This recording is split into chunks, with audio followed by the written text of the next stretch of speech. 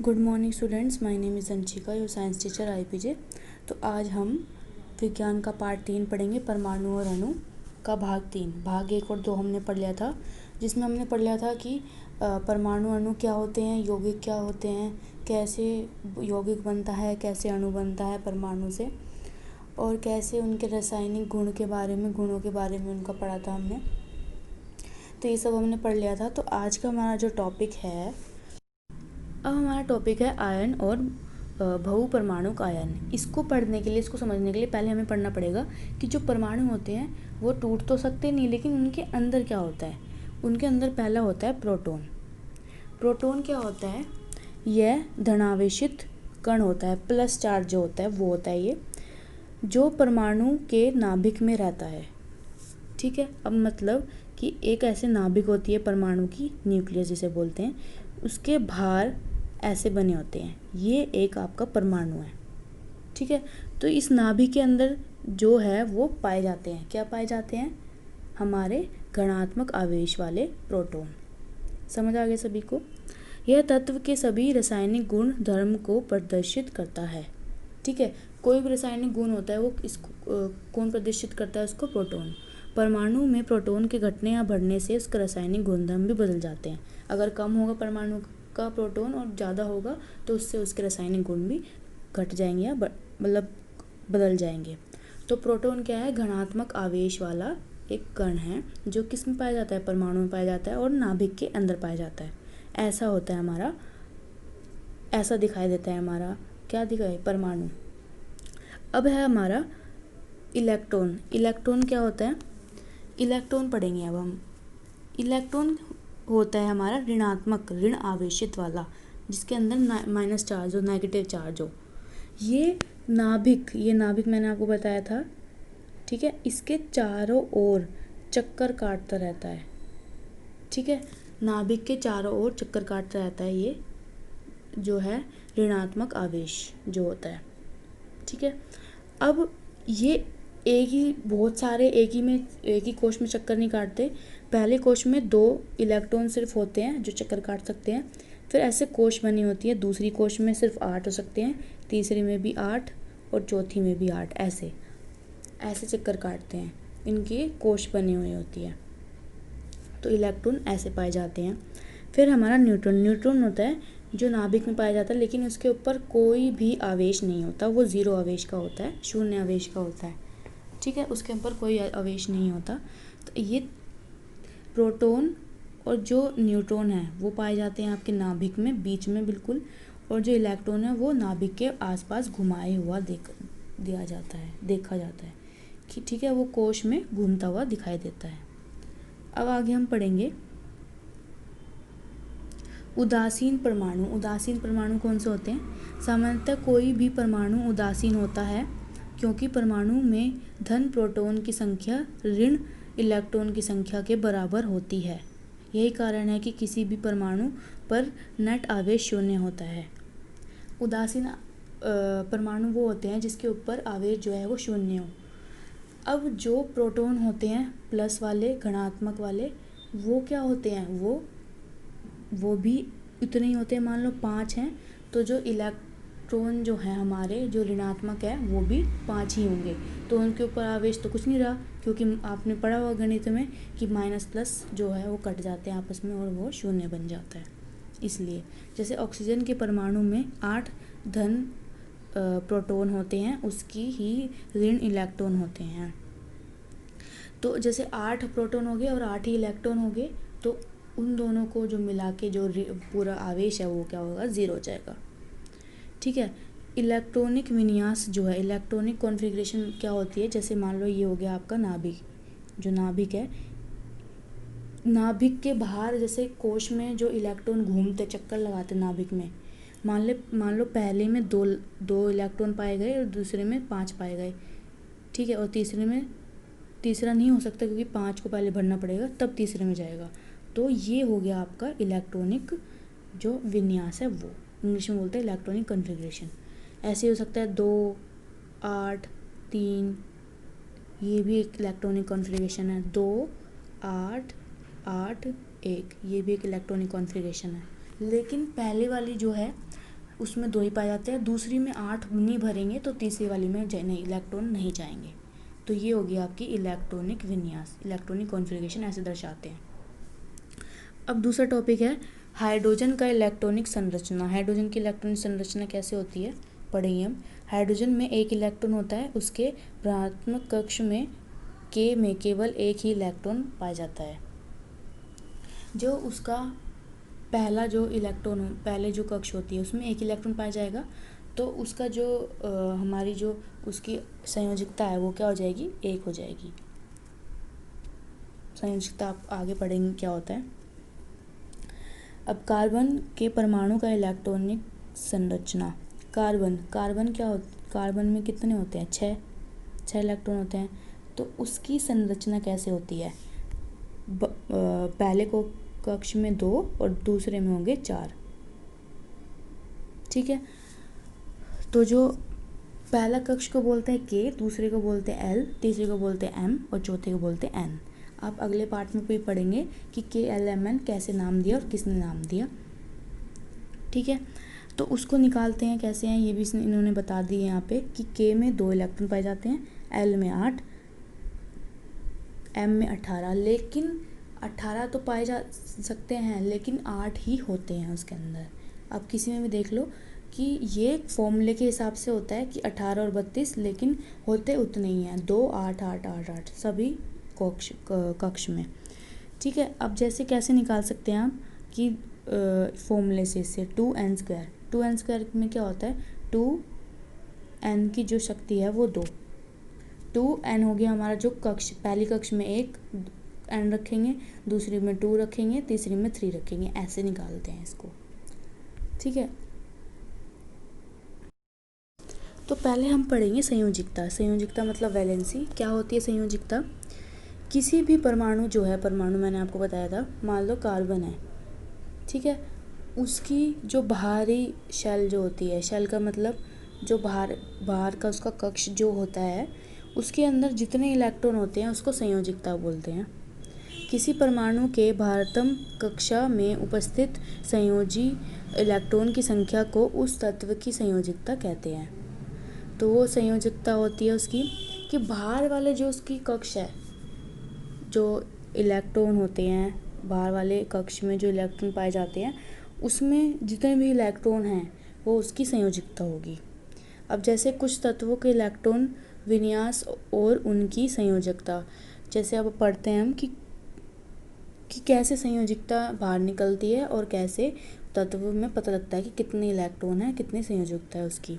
अब मान लो एक ये हो गया आपका एक एटम, परमाणु। ठीक है, इस परमाणु में क्या है कि जो यहाँ पे इसकी जैसे मान लो 2 कक्ष है इसके अंदर, बाहर वाले ये अंदर वाला कक्ष है, इसके अंदर सिर्फ 2 इलेक्ट्रॉन होते हैं। बाहर वाले कक्ष में 8 इलेक्ट्रॉन हो सकते हैं, तो 8 इलेक्ट्रॉन ना होके उसके अंदर 7 इलेक्ट्रॉन है, तो उसकी एक जो है वो होगी संयोजकता। अगर उसके अंदर 2 या 3 इलेक्ट्रॉन है तो उसकी 2 संयोजकता हो सकती है या 3 संयोजकता हो सकती है, ऐसे होती है संयोजकता। अब जैसे किसी तत्व के बाह्यतम कक्षा में 1 इलेक्ट्रॉन हो तो उसकी संयोजकता 1 होगी, मैंने बता दिया आपको। यदि उसके बाह्यतम कक्ष में 2, 3 या 4, जो उसकी संयोजकता भी क्रमश 2, 3 या 4 होगी। ठीक है, जितनी भी होगी, लेकिन 4 से ज़्यादा नहीं हो सकती। 4 से 4 अगर 5 इसमें इलेक्ट्रॉन होंगे तो वो 3 इलेक्ट्रॉन अपने बाहर से लेगा, 5 देगा नहीं, 3 लेगा, तो 3 क्या होगी, इसकी संयोजकता होगी। जब बाह्यतम कोश में 5 हो तो संयोजकता हो जाती है 3। मैंने बताया कि बाहर वाली कोश में अगर 5 हो तो 5 देगा नहीं, वो 3 लेगा, तो 3 क्या होगी इसकी संयोजकता, क्योंकि बाहरी जो होते हैं इलेक्ट्रॉन उसके अंदर से जो 3, बाहर वाले में 8 जो होते हैं, अगर 8 में से हम बाहर में अगर ज़्यादा इलेक्ट्रॉन है, 4 से ज़्यादा इलेक्ट्रॉन है, तो उसके अंदर से घटा देते हैं 8 से, तो हमारी संयोजकता निकल जाती है। जब बाह्यतम कोश में 6 हो तो, अगर 6 हो तो 8 में से 6 घटाए तो हमारे 2, तो 2 इलेक्ट्रॉन उसके अंदर मौजूद होंगे। ऐसे ही कि अगर उसके अंदर 7 हो तो 1 संयोजकता होगी उसकी, और अगर उसके अंदर 8 ही हैं तो उसकी संयोजकता 0 होगी, ना उसको लेने की ज़रूरत ना उसको देने की। तो ये होगी हमारी संयोजकता क्या होती है। अब ये देखिए आप, इसके अंदर मान लो हाइड्रोजन, मैंने आपको बताया था H से हम उसको दर्शाते हैं हाइड्रोजन को, उसका जो संख्या होती है, परमाणु संख्या 1 होती है, तो उसका अंदर इलेक्ट्रॉन भी 1 होता है, तो उसकी जो संयोजकता है वो भी 1 होगी। अब हीलियम है, हीलियम के बाहरी जो कोश है उसके अंदर 2 इलेक्ट्रॉन है, और हमें जो कोश है उसके अंदर 2 ही चाहिए होते हैं पहली वाली में, तो उसकी संयोजकता 0 हो जाएगी।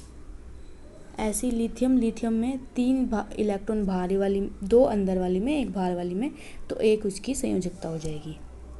ऐसे निकालते हैं हम। अब जैसे है हमारा लिथियम के जो परमाणु संख्या है, मान लो 3 है, तो 3 से हम पता लगाएंगे कि 3 उसके अंदर इलेक्ट्रॉन मौजूद है।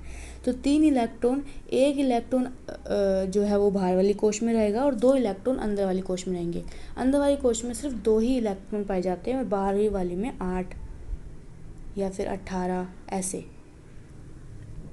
ऐसे हम संयोजकता का पता लगा सकते हैं किससे, परमाणु संख्या को देख के, कि अंदर वाले में कितने होंगे। अंदर वाले में तो फिक्स ही होते हैं हमेशा, मतलब 2 या 8 ऐसे होते हैं, लेकिन बाहर वाले में अगर जितने ज़्यादा कम होंगे या जितने ज़्यादा होंगे तो उसके हिसाब से हम संयोजकता निकाल सकते हैं, घटा के या उस संख्या को देख के। तो समझ आ गई संयोजकता क्या होता है। ऐसे हम आप इस चार्ट में पूरे देख सकते हैं कि संयोजकता हम कैसे निकाल सकते हैं। ठीक है, अब नेक्स्ट टॉपिक है हमारा, अब हम पढ़ेंगे कि आयन क्या होते हैं।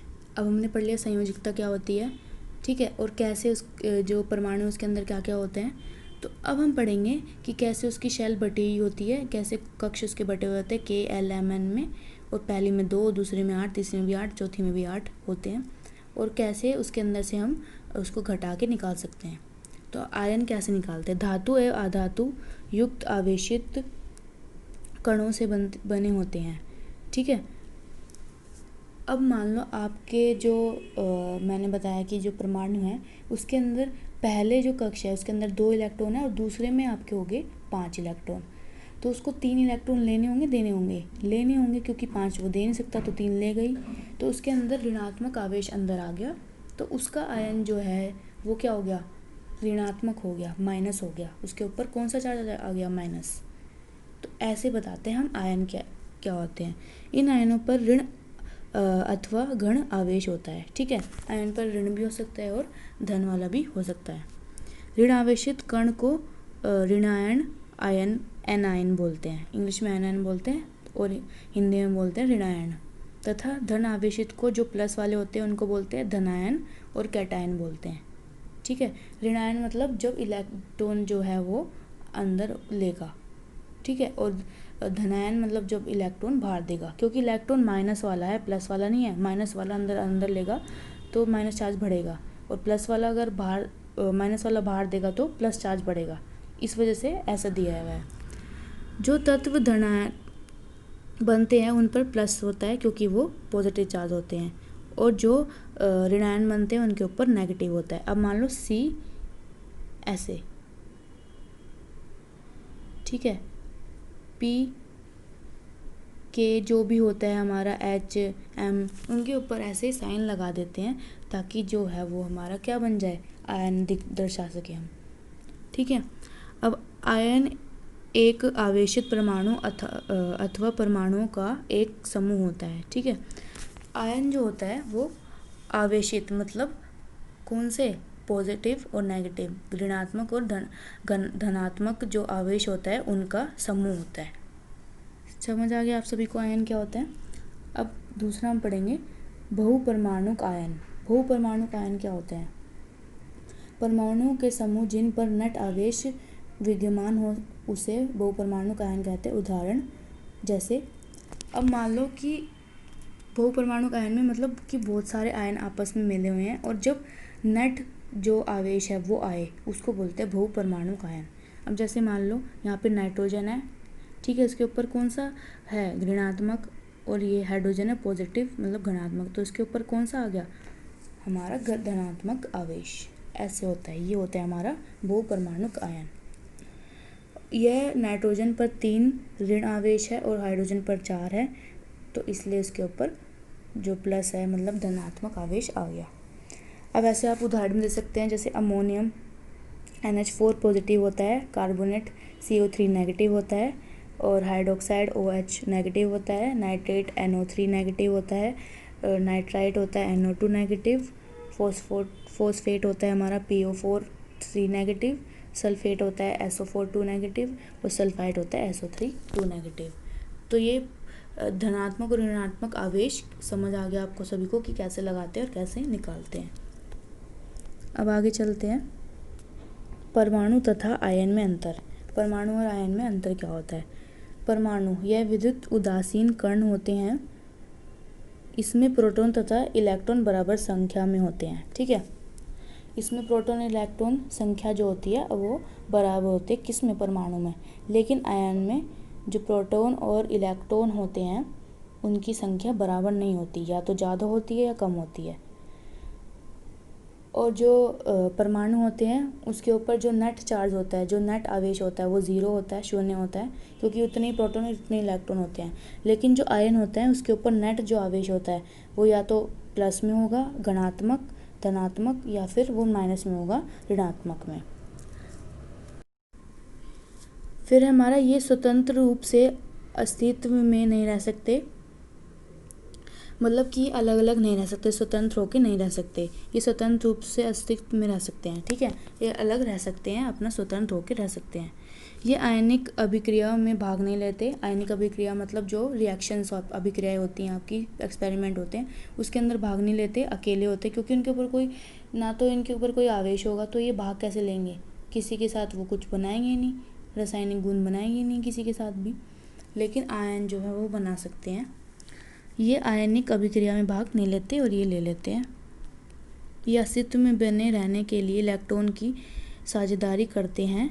ये अस्तित्व में रहने के लिए इलेक्ट्रॉन का ग्रहण करते हैं या त्याग करते हैं। ठीक है, इलेक्ट्रॉन से साझेदारी मतलब उनके साथ संबंध बना के रखते हैं, लेकिन इसके अंदर या तो तुम बाहर ले जाओ इलेक्ट्रॉन को या अंदर ले लो, ऐसे करते हैं ये आयन में।